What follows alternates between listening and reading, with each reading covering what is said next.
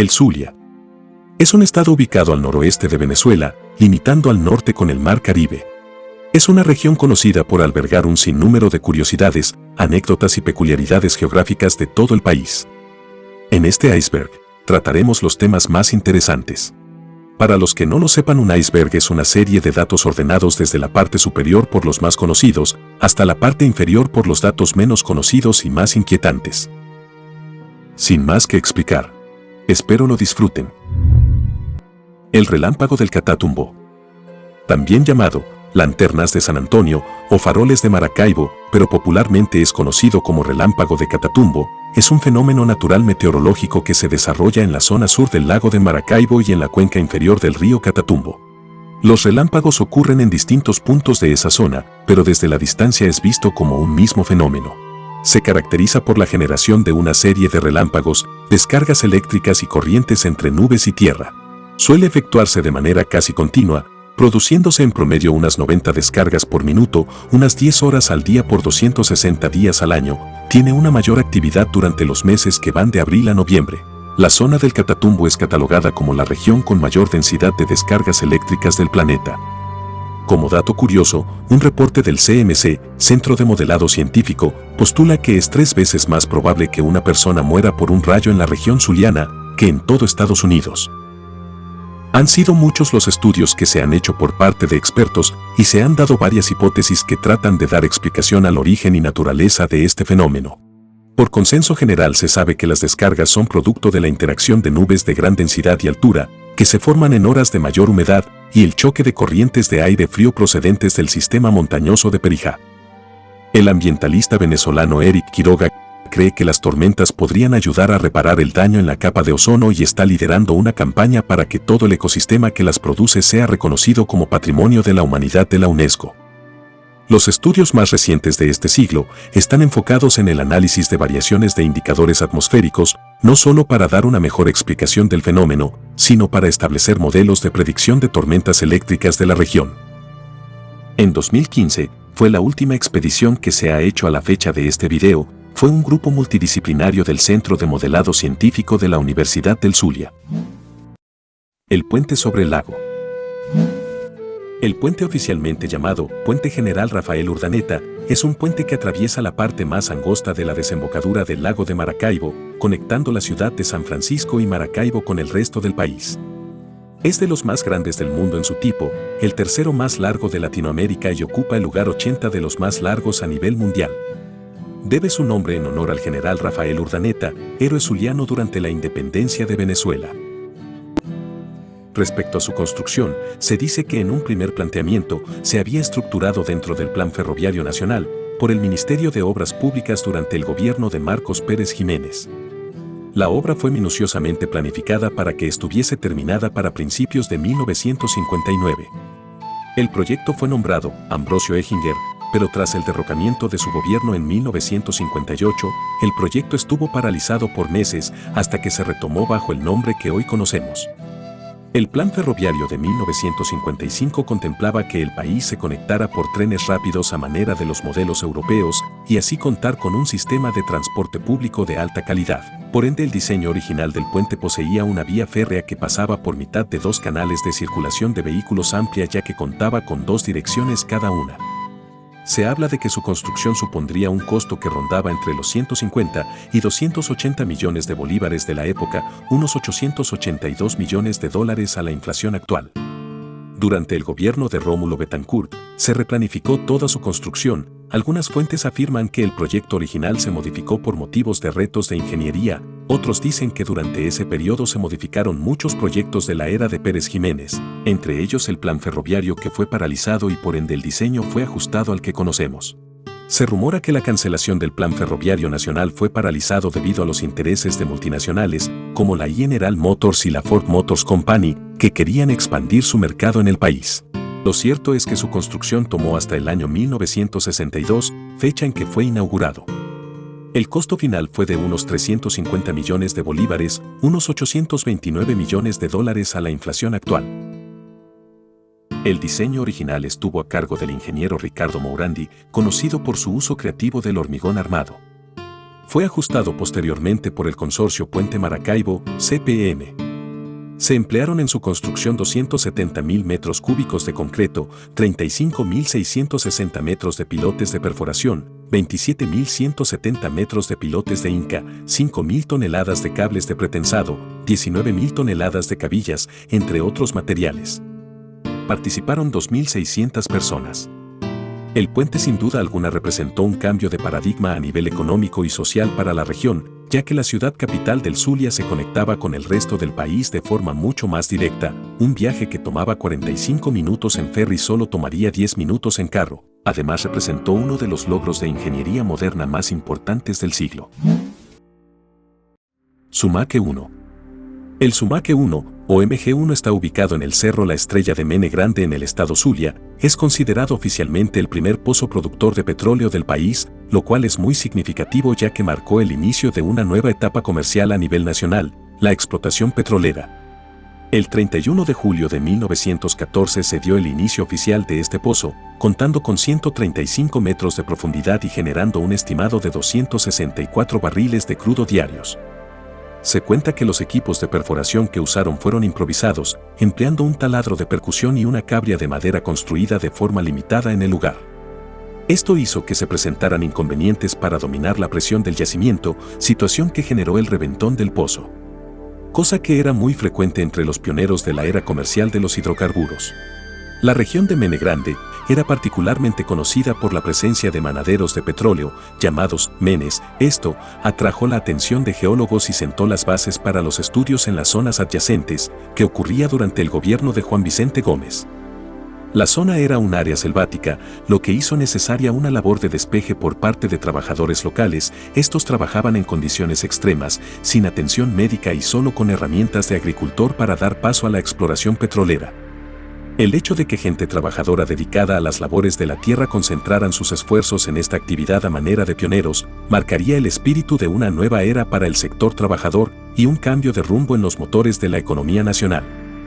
En el marco de los inicios petroleros del país, cabe mencionar algunos hechos que se evidencian en la historia. Una de ellas es el alto nivel de analfabetismo petrolero que existía en esos inicios. Durante la época donde se negociaban los primeros contratos rentísticos, el Estado venezolano fue víctima de las argucias del capital imperialista, que desde 1859 llevaba ganando experiencias en el tema de negociación y explotación de tierras, favoreciendo el interés de los inversionistas foráneos.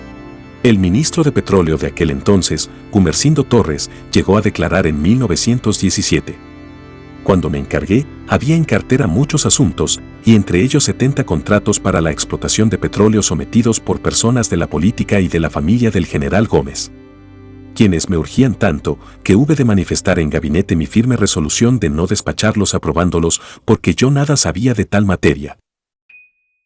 Al ministro Torres, su analfabetismo petrolero y la del gabinete en general, le resultó un escollo que debían vencer en el menor tiempo posible, pues la actividad petrolera en Venezuela crecía a saltos. Fue así como ya para 1920, el gobierno había aprendido bastante sobre la materia y fue capaz de promulgar la primera ley petrolera, donde quedaron bien representados los intereses de la nación. Sin embargo, algunos estudiosos del tema afirman que, en general, la población posee un desconocimiento de la naturaleza e intereses del tema petrolero, y no es una ignorancia casual, sino que obedece a una sistemática estrategia neocolonial. Esto en parte, gracias a las intenciones de ocultar las realidades y derechos por parte del capital con el fin de obtener los mayores beneficios a costa del desconocimiento. El Cerro La Estrella debe su nombre, ya que la máquina que se usó para las primeras excavaciones era denominada máquina estrella. Mene Grande fue pionero de la lucha sindical venezolana, creando el primer sindicato petrolero en 1925. También desde este lugar se convoca la primera gran huelga petrolera de 1936 durante el gobierno de Eleazar López Contreras. El 1 de enero de 1976, el Pozo Sumaque 1 fue el escenario para los actos de nacionalización de la industria petrolera. Es interesante destacar la importancia que ha tenido este hito histórico para el desarrollo de la vida en Venezuela. En todo sentido, el petróleo cambió la vida de todo un país, llevándola hacia un rumbo muy distinto del que se venía efectuando. Esto permitió la apertura del país hacia el ámbito internacional, y posicionándola como la poseedora de las mayores reservas probadas de crudo pesado en el mundo. El Sumaque 1 a día de hoy aún se encuentra activo, solo que bajo una producción simbólica de 18 a 20 barriles diarios de crudo, lo que lo hace el pozo activo más antiguo del país. La pila 21. Volvemos de nuevo a explorar el puente sobre el lago.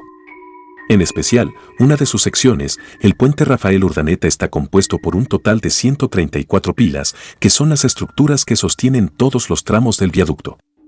Pero son 6 las que, en su parte central, destacan en toda la obra arquitectónica. La emblemática pila 21 con 92 metros de alto ha sido el escenario de diversos hechos lamentables en la ciudad. Muchos han sido los casos de personas que deciden acabar con sus vidas lanzándose desde esta sección del puente. Aunque no hay cifras oficiales, un reportaje hecho en 2018 al capitán Luis Contreras, miembro de los bomberos INEA de Maracaibo, declara que al menos 10 personas por año se lanzan desde el puente.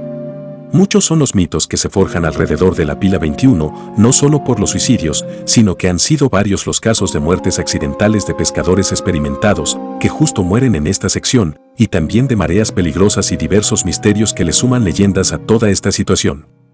El capitán del Cuerpo de Bomberos Marinos del INEA, Luis Contreras, tiene mucha experiencia en estos casos, a tal punto que ya conoce la ruta que recorren los cuerpos de las víctimas y los horarios del comportamiento de las mareas.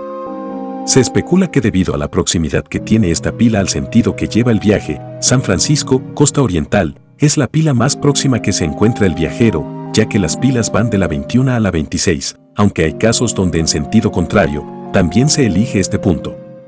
Según los que han estado en esa zona, estar en el puente sobre el lago a la intemperie es una experiencia única. La fuerte brisa, el movimiento y vibración del concreto, el estruendo de los carros al pasar a alta velocidad le suman una atmósfera inquietante. La isla de Providencia. La isla de Providencia es una isla ubicada en la bahía del Tablazo a 14 kilómetros de la ciudad de Maracaibo. Tiene una extensión de 0.5 kilómetros de ancho por 1.2 de largo y una forma de triángulo irregular. El lugar actualmente se encuentra deshabitado, pero en épocas pasadas fue utilizada como leprocomio.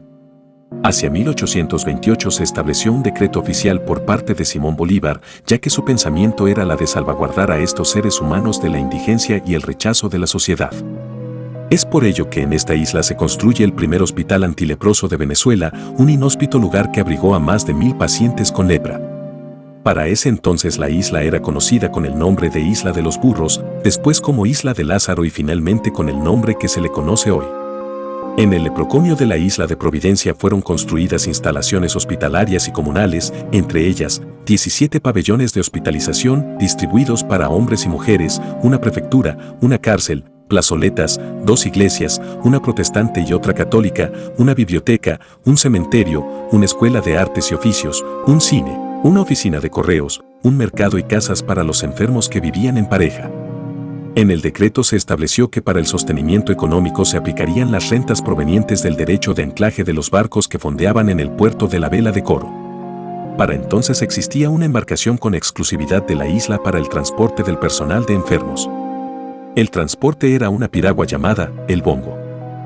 Era tanto el estigma que se tenía sobre la lepra que durante parte del siglo XIX y hacia 1916 se acuñaron monedas para uso exclusivo de los enfermos. Eran piezas fabricadas en bronce bajo la figura del Lazareto Nacional de Maracaibo, con valores de 5 céntimos, 1 octavo, medio, 1, 2, 5, 10 y 20 bolívares. Circularon con normalidad hasta 1939, cuando en 1940 el Ministerio de Sanidad y Asistencia Social ordenó su reemplazo por billetes debidamente sellados y autorizados. Para 1944, el deterioro de los billetes dio paso a la incineración de los más desgastados. Ya para 1958, prácticamente la totalidad de las monedas y billetes para lazaretos había desaparecido, preservándose solo aquellas piezas que habían sido escondidas o enterradas. Hoy son piezas de colección muy interesantes. También cabe mencionar los aportes del reconocido Dr. Jacinto Convit, quien a lo largo de su experiencia en el leprocomio de Cabo Blanco, dedicó sus esfuerzos en el descubrimiento de tratamientos efectivos contra la lepra, conocida científicamente como mal de Hansen. Como parte de su tenaz trabajo, logró desarrollar una vacuna para inmunoterapia e inmunoprofilaxis de la lepra, potenciando el sistema inmunitario de los pacientes y por tanto controlando la proliferación de la enfermedad. Adicionalmente a esto, sus numerosos trabajos científicos de enfoque bioquímico y microbiológico de la lepra permitieron desarrollar un mecanismo de diagnóstico efectivo para evaluar los aspectos inmunoepidemiológicos de la enfermedad, lo cual permitió detectar la población susceptible en los focos domiciliares de lepra o en las áreas endémicas, permitiendo así poner fin al estigma que se tenía hasta ese entonces sobre la transmisión de la misma. Este tipo de aportes generó el cierre de los leprocomios y el desalojo de los pacientes recluidos en ellos, convirtiendo a Venezuela en el primer país en el mundo en cerrar las leproserías y cambiando la orientación de la lucha antileprosa en Venezuela y el mundo al evitar el aislamiento compulsorio de los enfermos. En 1983, por iniciativa de la doctora Alcalá de Monzón, siendo gobernador del estado Zulia el también médico Dr. Aubert, se decide trasladar a un hospital recién construido en Palito Blanco, la población de la isla. Las protestas no se hicieron esperar, porque se contraviene el decreto del propio Libertador, además que esos enfermos contaban en la isla con su propio espacio y arraigo. Definitivamente, todos fueron desalojados en el año 1984. Lo extraño de todo esto es porque los hicieron desalojar de la isla y los obligaron a mudarse al referido hospital o reclusorio si prácticamente en la isla lo tenían todo: paz, tranquilidad, convivencia en armonía con los demás afectados de lepra. Actualmente la isla se encuentra deshabitada y aún quedan algunas de las estructuras desgastadas con el tiempo y cubiertas con la vegetación del lugar. Un pingüino en Maracaibo. En Maracaibo se suele decir, «¿Qué molleja e polo?». Es una expresión que se suele usar cuando alguien recorre o va a recorrer un largo camino, pero ¿sabías que este dicho al parecer procede de una curiosa experiencia que vivió la ciudad hacia 1955? Polo es el nombre del famoso pingüino, que según informes, un 14 de febrero del año 1955 llegó a las costas de la playa Zulia Mar, cerca de Caimare Chico. Se convirtió así en el primer pingüino que pisó el país. La versión más popular sobre el origen del animal es que vino nadando desde el Polo Sur hasta las orillas del lago de Maracaibo, lo que representaría unos 9.000 kilómetros aproximados de distancia, pero también se dice que el pingüino pudo haberse escapado de alguna embarcación que llevaba ejemplares como mercancía para el mercado negro de animales silvestres, pero la verdad no se tiene una versión comprobada del hecho. Lo más sorprendente es el saber cómo se adaptó al impetuoso clima de Maracaibo, donde se registran temperaturas que rondan los 26 a 34 grados promedio, un clima muy cálido y húmedo. El pingüino era de la raza Eudiptes chrysocome, se caracteriza por su color negro y blanco, alcanza una longitud de 55 centímetros y tiene un peso medio de 3.35 kilogramos. Tiene la parte superior oscura coronada por cejas de plumas de color amarillo brillante que se proyectan hacia atrás sobre los ojos rojos. Fue avistado por el señor Martín Pérez, propietario del balneario, quien luego de encontrarlo, avisó y fue trasladado al zoológico de Maracaibo de ese tiempo, en el sector Los Aticos, donde también funcionaba el Instituto de Ciencias Naturales de Maracaibo. Fue algo tan particular este caso, que hizo que varios ornitólogos y veterinarios de Estados Unidos y Europa acudieran a observar el fenómeno de aclimatación del animal. También el famoso columnista Ripley, del programa Aunque usted no lo crea, se trasladó hasta la capital zuliana para realizar un reportaje sobre esa curiosidad animal. Polo estuvo exhibido durante 6 meses, tiempo en el cual se estima que 300.000 personas pagaron la entrada para verlo. Lamentablemente, Polo murió ese mismo año, en el mes de agosto. Según reportes, la causa de la muerte fue por una pedrada lanzada por un espectador, que le causó su desmayo y posterior asfixia en la piscina de agua donde vivía. Fue tanta su popularidad que la esquina de las calles El Tránsito y San Fernando de El Saladillo se conoce como el sector El Pingüino. Además, una fábrica de helados llevó ese nombre, y el novelista venezolano Salvador Garmendia escribió un cuento infantil titulado Un pingüino en Maracaibo. Se dice que posterior a su muerte, el cuerpo de Polo fue taxidermizado y fue donado al Museo de Ciencias de Caracas. Sireno a orillas del lago. Durante los primeros años de la popularización de Internet en Venezuela, entre 2006 y 2009 circularon en la red algunas noticias regionales sobre el cadáver fosilizado de una sirena con aspecto bizarro, similar a la descripción que se dan de algunos críptidos como el chupacabras. El hecho es que esta noticia generó cierto morbo en la población. Algunos especulaban que era una criatura fruto de alguna mutación por causa de la contaminación del lago. La nota reseñaba lo siguiente. En el año 2006, a la orilla del lago Maracaibo en los manglares de la zona de Los Olivitos al norte del estado de Zulia, un grupo de pescadores hallaron el cadáver de una sirena. Lo cierto es que este supuesto cadáver era en realidad el trabajo de un talentoso escultor llamado Juan Cabana, quien se especializa en crear estas figuras antropomórficas inspirado en la mitología detrás de las sirenas, a las cuales les agrega su toque monstruoso, que según él, es la auténtica apariencia de estos seres. También se dice que el escultor ha vivido experiencias sobrenaturales con este tipo de seres, de allí su inspiración. Es curioso cómo las obras de este artista han sido usadas para difundir noticias falsas sobre criaturas y descubrimientos sobrenaturales. Es posible que sea una creativa estrategia de difusión de su trabajo o bien un abuso por parte de creadores de contenido para generar noticias falsas y contenido clickbait.